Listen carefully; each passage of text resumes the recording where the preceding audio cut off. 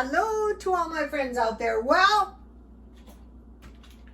I've been drinking this half iced tea, half lemonade stuff, and the no Diet Coke is going good.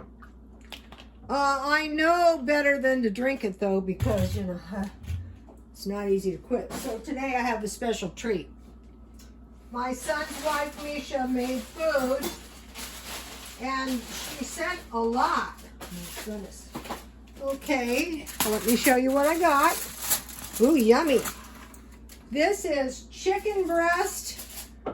Ooh, this smells good. Look. Chicken breast with vegetables, cheese, and some kind of soup.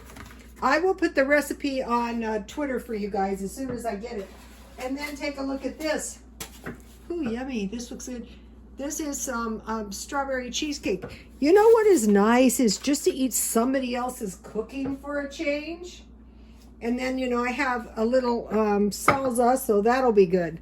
So I have like 6 chicken breasts here. So, okay, so I have a special treat. And that's it. I'll be back later. Please like, comment, and subscribe. I can't wait to tear into this. And God bless you all.